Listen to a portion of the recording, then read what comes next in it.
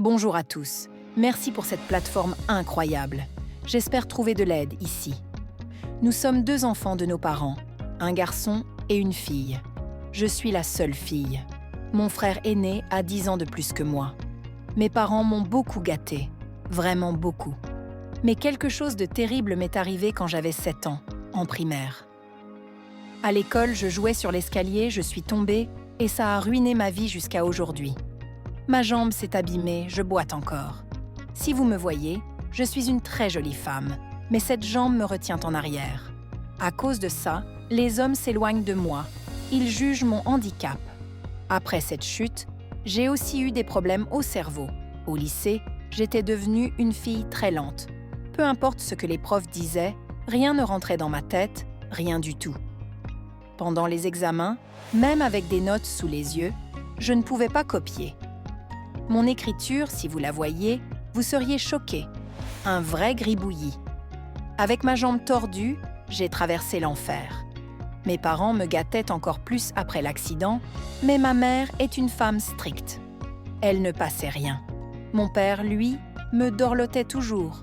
Quand je ramenais mes résultats catastrophiques, il criait « Qu'est-ce que c'est que ça ? Tu me fais honte !» Ma mère ajoutait des mots durs qui me brisaient encore plus.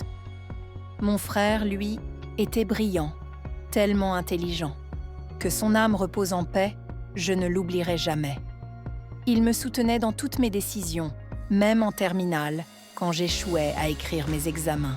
Il était là pour moi, mais ça me pesait. Tout le monde avait un copain au lycée, sauf moi. J'étais jolie, mais ma jambe faisait fuir les garçons. Aucun ne venait me draguer, me dire qu'il m'aimait. Je rêvais de cet amour, de ce sentiment, mais rien. J'avais des amis, on disait « salut » comme ça, mais un petit ami, jamais. Après le lycée, mon père, qui est riche, m'a trouvé une place à l'université. Ce n'était pas grâce à moi, je serais restée à la maison sinon. Mais en première année, j'ai reçu un choc terrible. Mon frère adoré est mort. J'ai failli devenir folle. Il avait eu un visa pour étudier au Canada, un diplômé qui vivait bien dans une famille pas pauvre. Que s'est-il passé ? Mes parents sont partis à Abuja une nuit. Ils sont revenus le lendemain matin en disant qu'ils s'étaient suicidés avec une substance nocive. Jusqu'à aujourd'hui, je me demande ce qui a mal tourné. Ma mère, si stricte, prenait toujours nos décisions. Mon frère sortait avec une fille, une belle fille qu'il aimait. Mais ma mère ne l'aimait pas. Elle est allée voir cette fille et l'a forcée à rompre avec lui. Elle était enceinte de lui.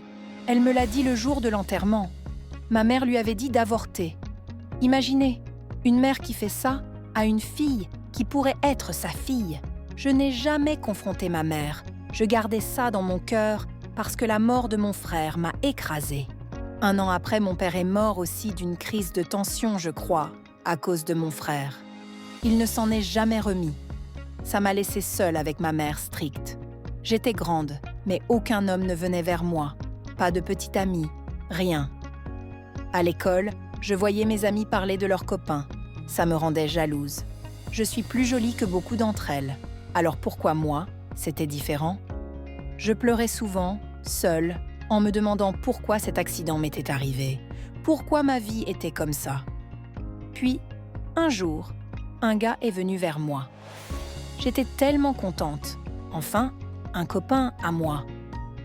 Mais les hommes me prenaient, m'utilisaient et me jetaient comme un vieux chiffon. Moi, désespérée par cet amour d'homme que je n'avais jamais eu, je tombais vite.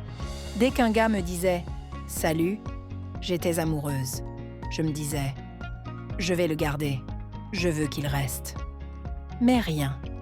Ils partaient tous, me laissant dévastée. Même ceux qui me donnaient de l'argent ou des vêtements me quittaient. Qu'est-ce qui clochait chez moi ? Ma jambe, c'est ça qui les faisait fuir ? Même un charpentier, je m'en fichais de son statut. Je voulais juste un homme. Lui aussi m'a utilisé comme un chiffon et m'a largué après 1 semaine. J'ai couru dans les églises, j'ai pleuré, prié, assisté à des services d'onction. Tout pour trouver un mari. Combien de gars sont passés ? Je ne compte plus. J'ai perdu le fil. Tellement je cherchais désespérément. J'ai une amie d'enfance, ma meilleure amie depuis le lycée. Elle connaît ma galère, elle m'a toujours dit « Ton tour viendra ». Mais je pleurais. Quand? Elle s'est mariée, j'étais sa demoiselle d'honneur. Ce jour-là, j'ai pleuré comme un bébé. Ma copine avait un mari, et moi, rien. Aucun gars n'a pris mon numéro, personne ne m'a dit « Salut ». Puis, j'ai rencontré un jeune homme, un pauvre. Moi, fille unique maintenant, j'ai de l'argent. Je l'ai transformé, je l'ai sorti de rien, je lui ai ouvert un commerce. Pendant 4 ans, je l'ai aimé. Je pensais que c'était l'homme de ma vie. Mais dès que je parlais mariage, il esquivait. Je ne suis pas prêt, mon business grandit. J'insistais. J'ai l'argent, marions-nous. Il refusait. Un jour, je l'ai surpris en train de me tromper dans la maison que je lui avais louée. Il m'a dit en face « Je t'utilisais, je ne veux plus de toi ». Ça m'a brisée, mais je me suis relevée, pensant à ce que ma mère avait vécu avec la mort de mon frère et de mon père.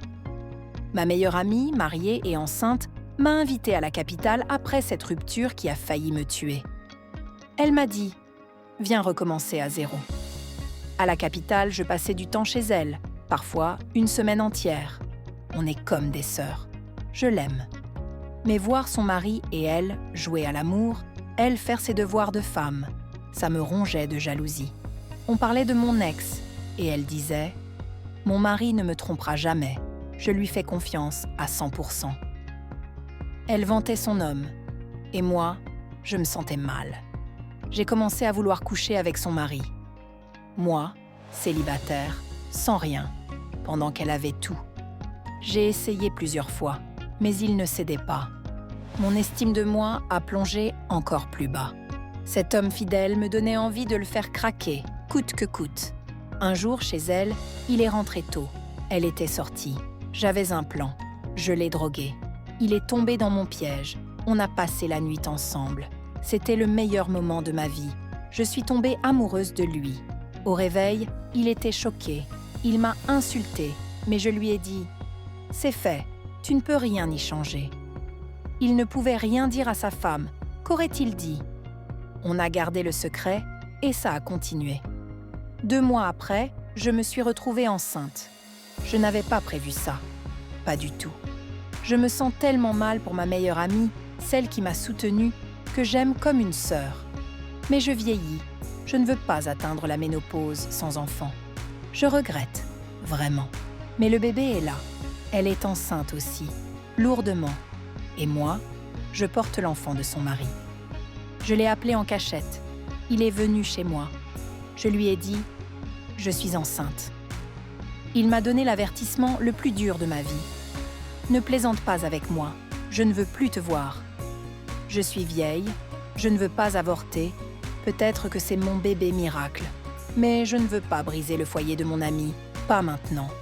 Plus tard, peut-être qu'elle saura, mais pas là. Je suis perdue, je ne sais pas quoi faire. Je refuse d'avorter, ce n'est pas une option. C'est pourquoi je suis ici.